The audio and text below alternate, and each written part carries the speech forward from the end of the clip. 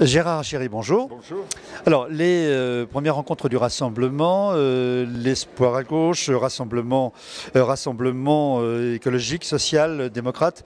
Vous, syndicaliste, quelle est la raison de votre présence aujourd'hui? La raison de ma présence, c'est le sujet du débat, c'est les questions de l'éducation. Et la FSU a des choses à dire, et elle a des choses à dire à toutes les forces politiques sans porter de jugement sur le projet politique. Ce n'est pas la première invitation d'organisation politique à laquelle je réponds, et en général on répond quand il y a une possibilité de débat. Et là, je constate avec intérêt que les principales forces syndicales, associatives de l'éducation sont là pour discuter. Je pense que c'est important et intéressant qu'on puisse débattre entre organisations syndicales associatives, mais aussi d'organisations syndicales et associatives envers les politiques.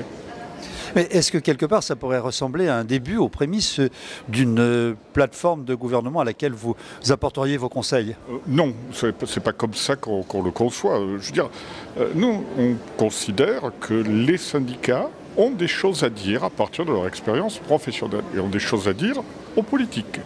Mais ensuite, c'est aux politiques de faire leur travail.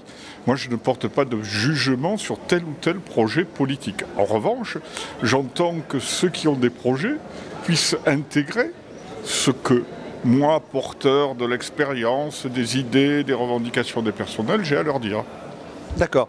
Et pour terminer, avant de vous laisser aller à votre atelier, pourriez-vous nous dire quelques mots sur précisément l'atelier auquel vous allez participer? C'est un atelier sur une question assez centrale, comment gérer, comment prendre en compte l'hétérogénéité des élèves.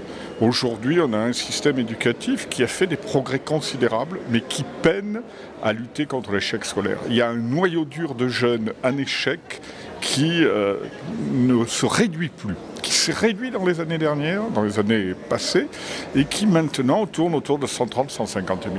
Une des grandes questions, un des grands défis, c'est comment on remet en marche la machine pour retrouver une progression et faire en sorte que tous les jeunes puissent réussir à l'école. Ce n'est pas une mince affaire et ça mérite des débats complexes.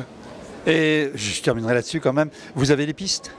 Moi j'en ai évidemment, elles ne sont pas partagées par tout le monde, donc c'est pour ça que le débat est intéressant. Moi je pense évidemment il y a une question de moyens, mais il y a aussi la question de la création d'une culture commune et que je différencie de ce qu'on appelle le socle commun. Pour moi une culture commune c'est une culture qui permette à chaque jeune d'aller au maximum de ses potentialités et de se trouver une place dans la vie comme citoyen, comme individu, comme salarié, comme travailleur. Or, ça implique aussi de travailler en équipe, ce qu'on ne fait pas assez au collège, par exemple. Voilà quelques-unes des pistes. Ok, merci, bonne journée.